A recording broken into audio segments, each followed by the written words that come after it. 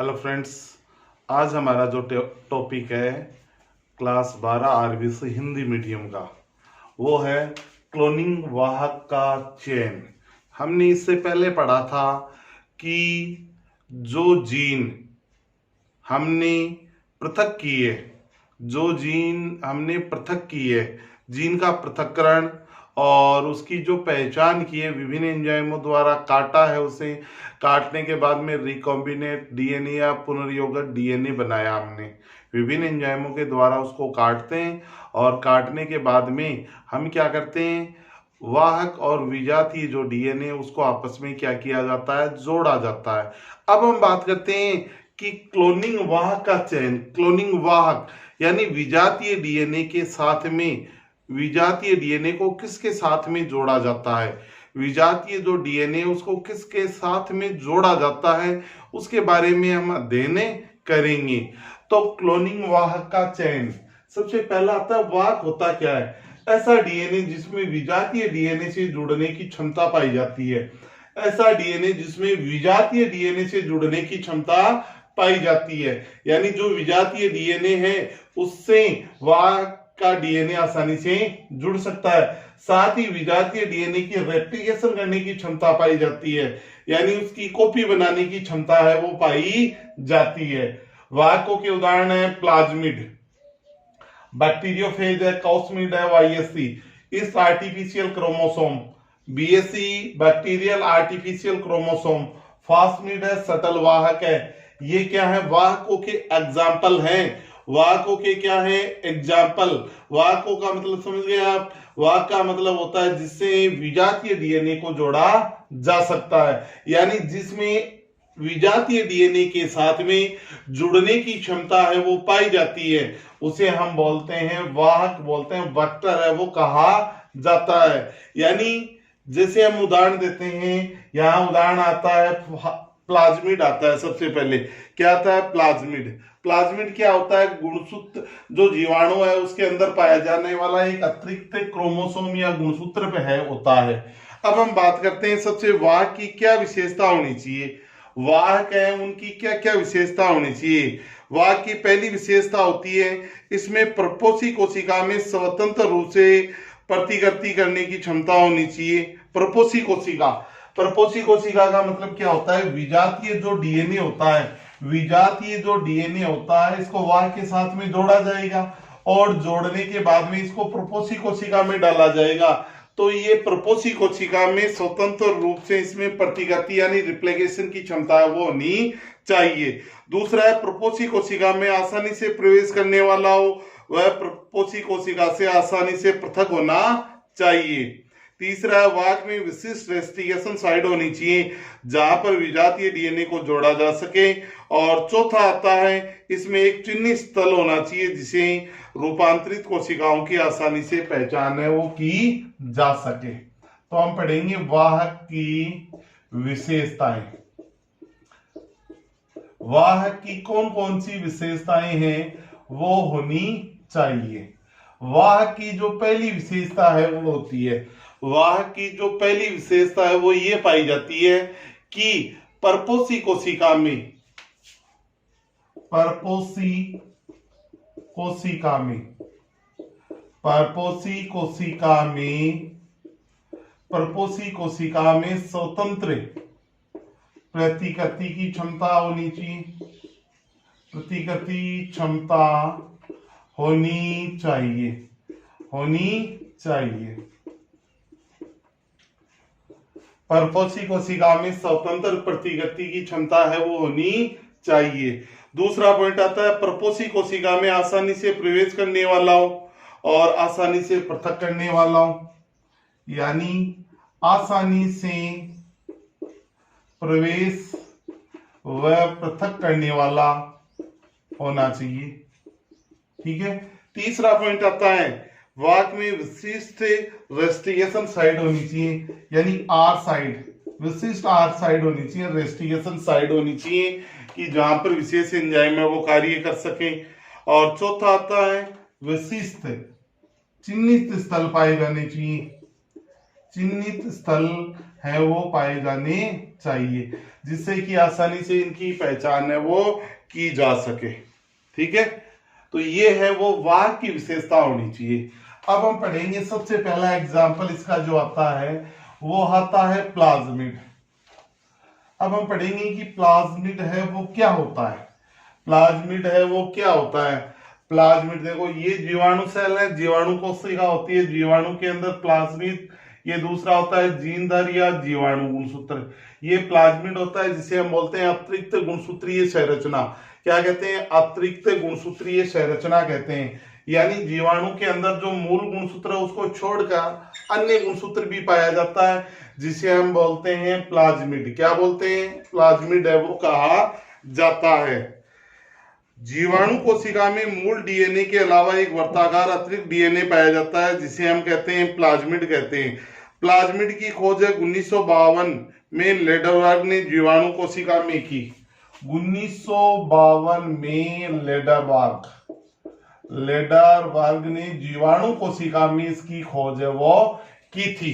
इसमें की थी? जीवाणु कोशिका में इसकी खोज है वो की थी। अब बात आती है प्लाज्मिड की क्या क्या विशेषता होनी चाहिए। प्लाज्मिड की सबसे पहली विशेषता ये वर्ताकार द्विरज्जु की डीएनए अणु होते हैं। वर्ताकार द्विरज्जु की डीएनए अणु का बना होता है, पहली विशेषता। दूसरी है ये स्वतंत्र रूप से अपनी प्रतिकृति कर सकते हैं।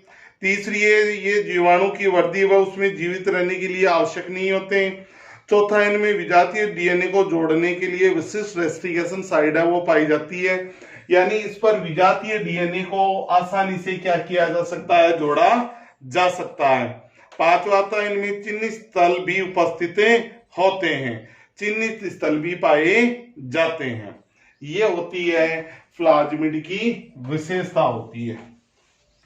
अब इसके बाद में हम दूसरा एग्जांपल लेते हैं इसका, और सबसे अधिक काम में लिया जाने वाला जो प्लाज्मिड है उसका नाम है पीबीआर। पीबीआर 322।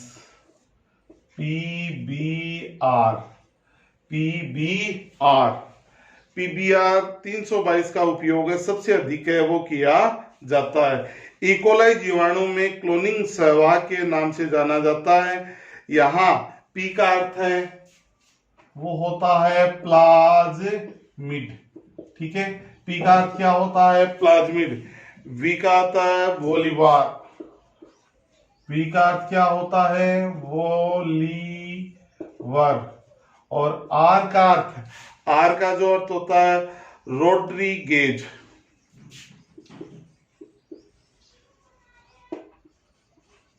रोड्रीगेज, प्लाज्मिड, वोलीवर और रोड्रीगेज, तीन चीजें पीबीआर। पी का मतलब है प्लाज्मिड, बी का मतलब है वोलीवर, आर का मतलब है रोड्रीगेज।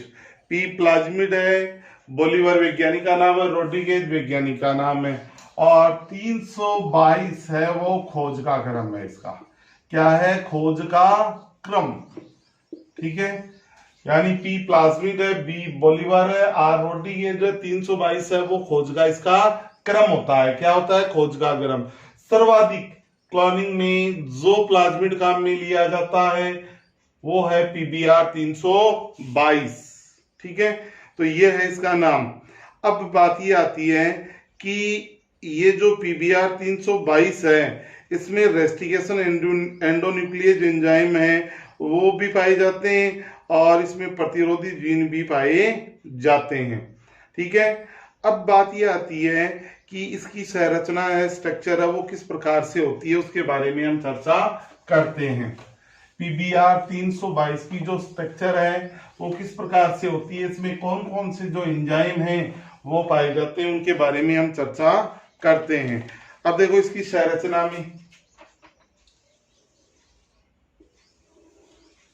इसकी जो संरचना है उसमें कौन कौन से एंजाइम होते हैं। एंजाइमों में आता है यहाँ पे PVU फास्ट। ठीक है, इसके बाद में आता है यहाँ पे आता है PFT फास्ट। ठीक है, ये यहाँ पे है ओरी।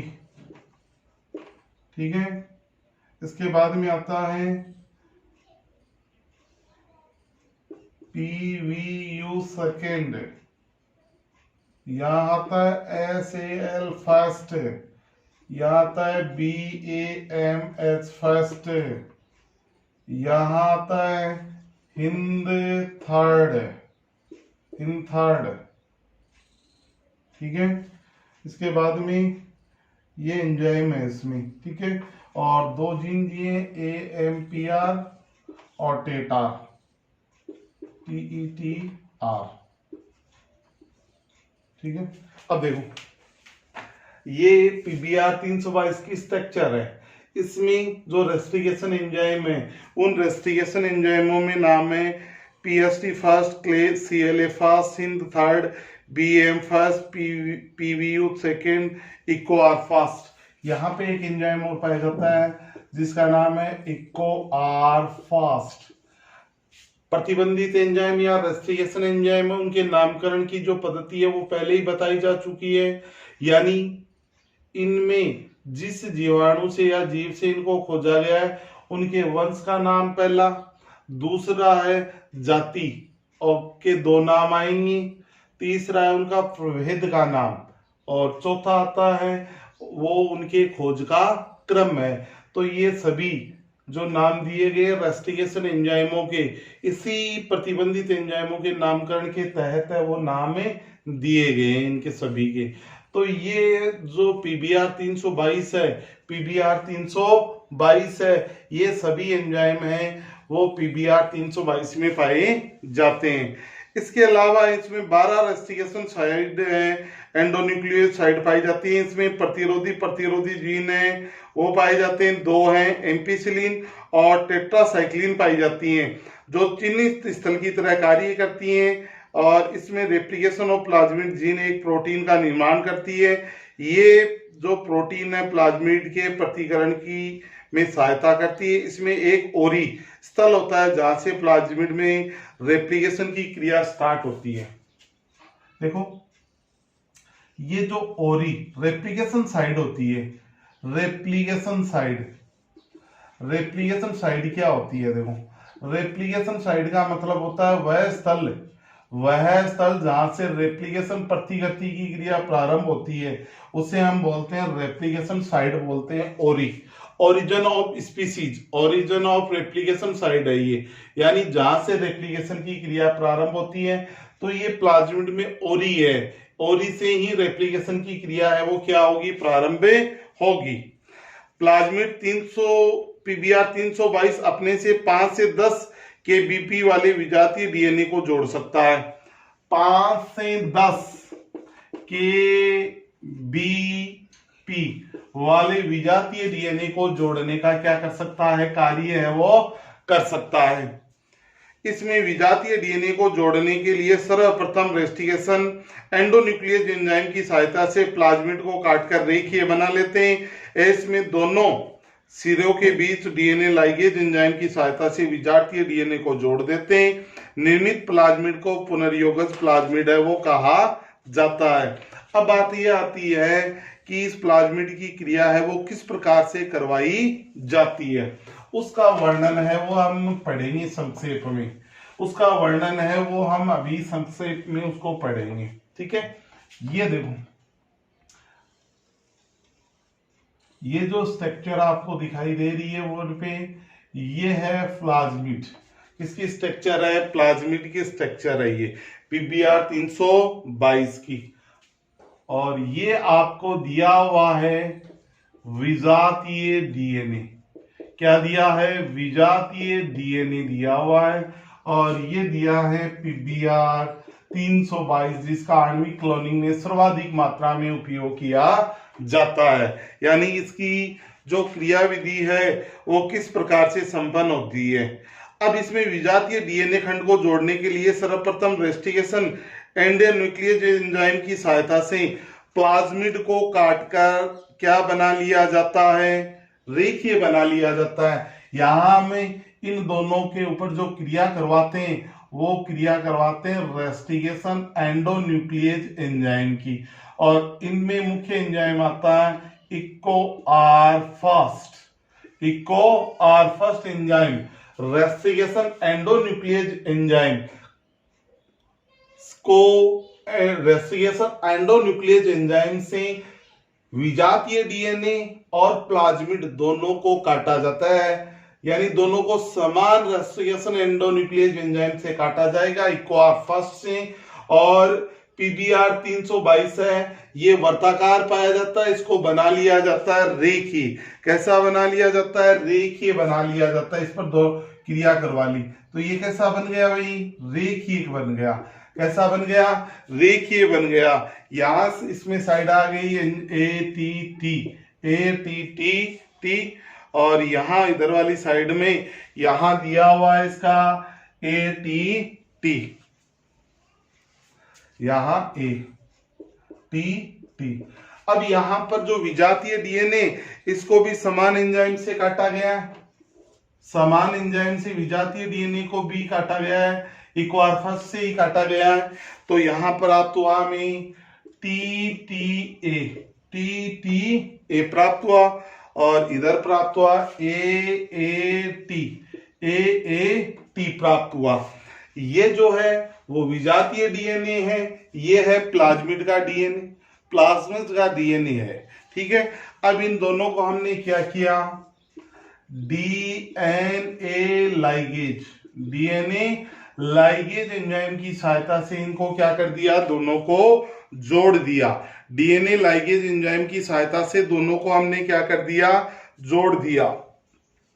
और जोड़ने के बाद में ये बन गया आपका वर्ताकार। क्या बन गया? वर्ताकार दोबारा बन गया, और इसका नाम है रिकॉम्बिनेट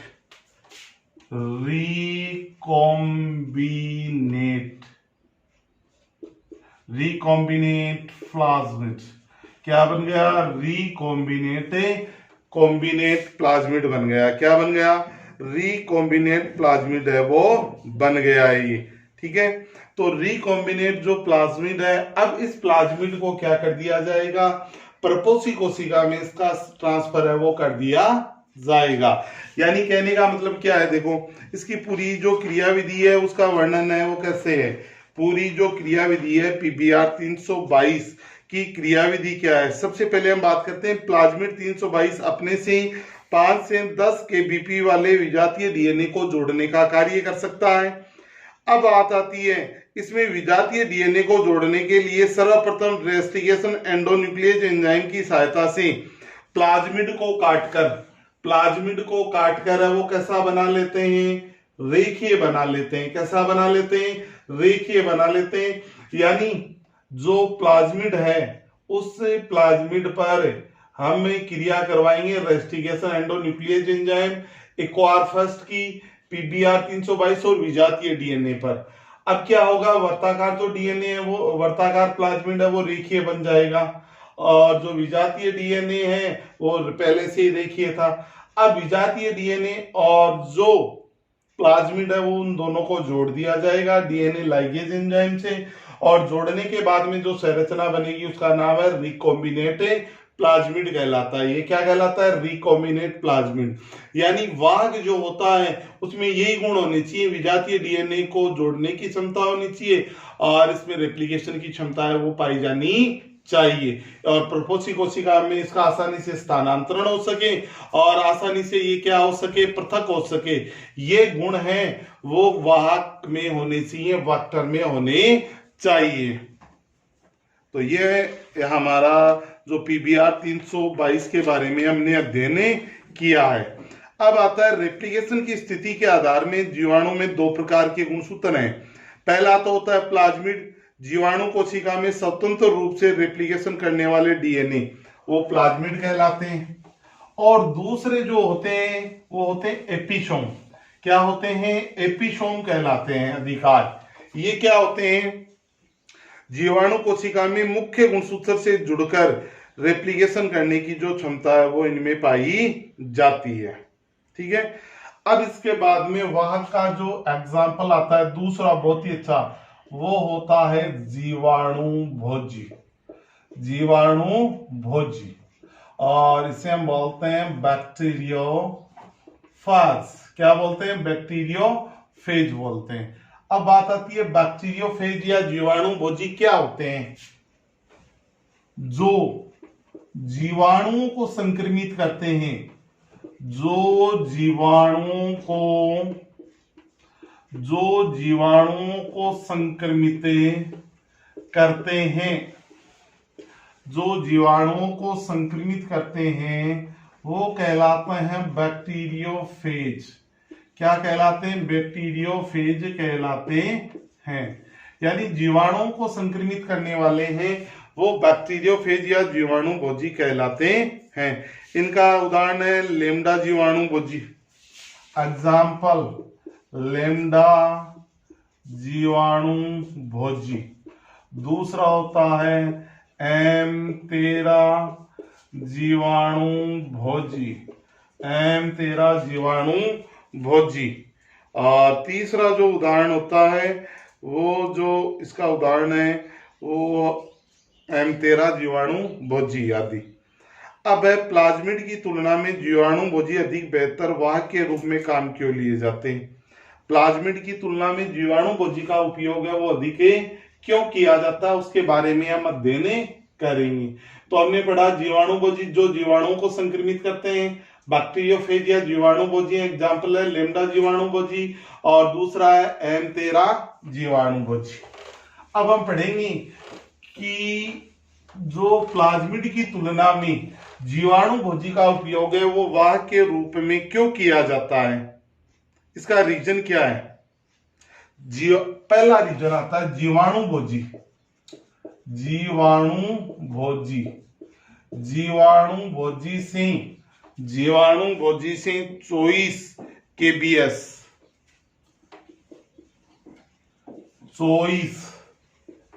24 kbs वाले विजातीय डीएनए की क्लोनिंग है वो की जा सकती है। विजातीय डीएनए की क्लोनिंग है वो की जा सकती है। दूसरा है जीवाणु भोजी के डीएनए में एक प्लाक क्षेत्र होता है जिसे परीक्षण करना आसान होता है। यानी डीएनए में एक विशिष्ट क्षेत्र पाया जाता है जिसका नाम है प्लाक क्षेत्र और जिसका जो परीक्षण करना है वो बहुत ही आसान होता है। 32 रीजन है इसमें केवल। यानी प्लाज्मिड की तुलना में जीवाणु भोजी का जो उपयोग है वो वाहक या वेक्टर के रूप में किया जाना क्यों इंपॉर्टेंस है। पहला है जीवाणु भोजी से 24 kbs वाले जो विजातीय डीएनए है उसकी क्लोनिंग हो सकती है। दूसरा है जीवाणु भोजी के डीएनए में एक प्लाक क्षेत्र पाया जाता है जिससे इसका परीक्षण करना क्या होता है, आसान होता है। इसलिए जीवाणु भोजी का उपयोग है वो प्लाज्मिड की तुलना में अधिक बेहतर है। अब हम पढ़ेंगे कि जो बैक्टीरियोफेज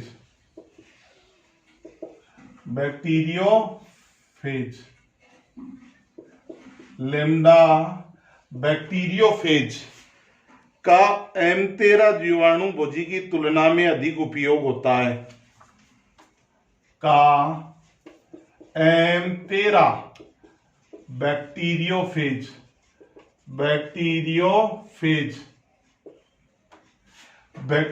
लेम्डा बैक्टीरियोफेज का M13 बैक्टीरियोफेज से अधिक उपयोग क्यों, इसका क्या रीजन है, प्रश्न नहीं, क्वेश्चन नंबर 1। ठीक है। अब लेम्डा जो बैक्टीरियोफेज है उसका M13 बैक्टीरियोफेज से अधिक उपयोग किया जाता है। इसका रीजन क्या है? लेम्डा जीवाणु भोजी इकोलाई जीवाणु को संक्रमित करते हैं। इंपॉर्टेंट, लेम्डा बैक्टीरियोफेज है, लेम्डा बैक्टीरियोफेज इकोलाई जीवाणु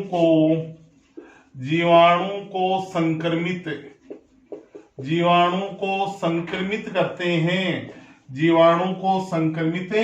करते हैं। दूसरा पॉइंट आता है लेम्डा जीवाणु भोजी का डीएनए रेखिक व द्विगुणित होता है। डीएनए है रेखिक व द्विगुणित पाया जाता है। रेखिक व कैसा होता है? द्विगुणित है वो पाया जाता है। तीसरा है लेम्डा जीवाणु भोजी के डीएनए में से एक बड़े भाग को हटाया जा सकता है जिससे बड़े आकार के विजातीय डीएनए को इसमें जोड़ा जा सकता है। बड़ा विजातीय डीएनए आसानी से जोड़ा जा सकता है, बड़ा विजातीय डीएनए आसानी से जोड़ा जा सकता है, बड़ा विजातीय डीएनए वो आसानी से जोड़ा जा सकता है, इसलिए लेम्डा बैक्टीरियोफेज का उपयोग है वो अधिक किया जाता है। इसका उपयोग किया जाता है लेम्डा बैक्टीरियोफेज जो होता है उसका M13 बैक्टीरियोफेज से अधिक उपयोग है। लेम्डा बैक्टीरियोफेज इकोलाई जीवाणु को संक्रमित करेगा, डीएनए रैखिक व द्विगुणित होता है इसमें। तीसरा है बड़ा विजातीय डीएनए को आसानी से जोड़ा जा सकता है। क्यों? क्योंकि यहाँ पे इसमें लैम्डा जो बैक्टीरियोफेज है ना, इसमें बड़े भाग को आसानी से हटाया जा सकता है। तो ये 3 रीजन है, इसके मुख्य रीजन है जिनको बोर्ड पे लिखा हुआ है, आप आराम से इसको देख सकते हैं। फिर हम अगले टॉपिक के बारे में चर्चा करेंगे।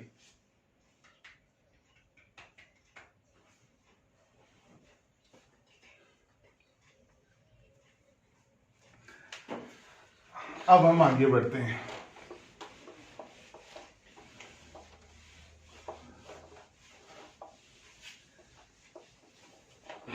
अब अगला एग्जांपल लेते हैं कोसमिड। कोसमिड कोसमिड क्या होते हैं? देखो, कोसमिड के बारे में चर्चा करते हैं। इनका निर्माण लेम्डा जीवाणु भोजी के उपस्थित कोष स्थल वाले डीएनए को प्लाज्मिड में जोड़कर किया जाता है। क्या होते हैं? देखो, सबसे पहले मैं बात करता हूं इनका निर्माण कैसे होता है। इसका निर्माण है वो लेम्डा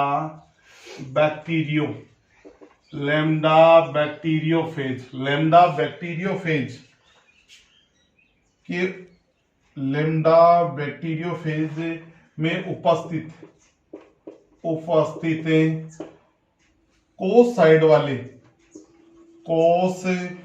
कोस साइड वाले डीएनए खंडों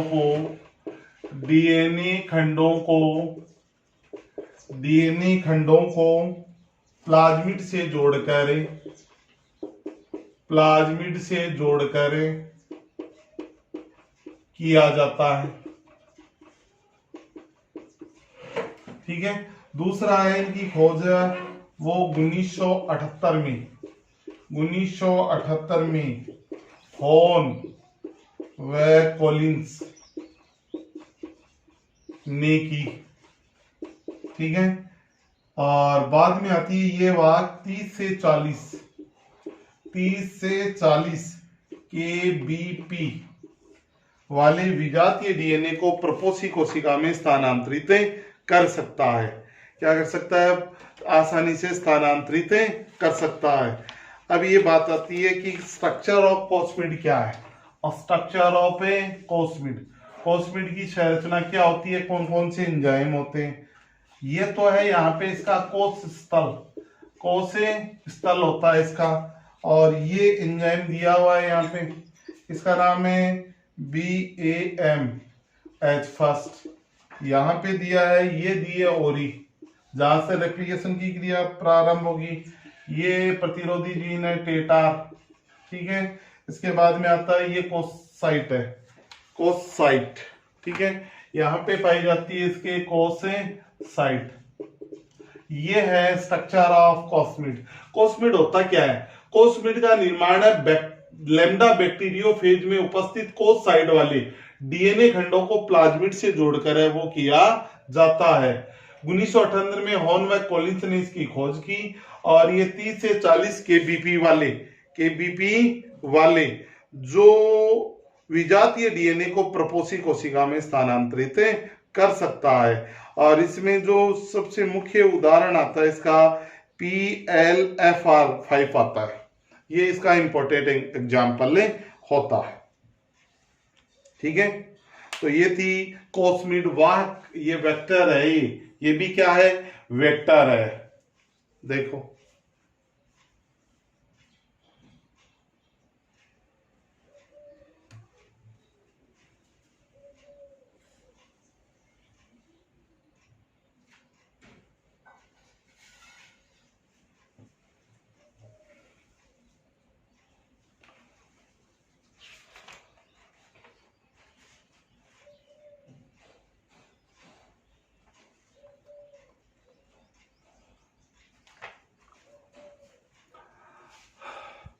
तो हमने जो डीएनए टेक्निक आती है उसमें कौन कौन से चरण आते हैं, उनके 2 चरणों के बारे में अध्ययन किया है। पहला जो चरण था isolation and identification of desired gene, यानी वांछित जीन की पहचान व पृथक्करण, वांछित जीन की पहचान व पृथक्करण। दूसरा जो पॉइंट है जिसका हमने अध्ययन किया है वह क्लोनिंग वाहक का चयन। क्लोनिंग वाहक यानी विजातीय जो डीएनए उसको किसके साथ में जोड़ा जाता है, उसमें क्या क्या गुण होने चाहिए, उनके बारे में हमने विस्तार पूर्वक वो चर्चा की है।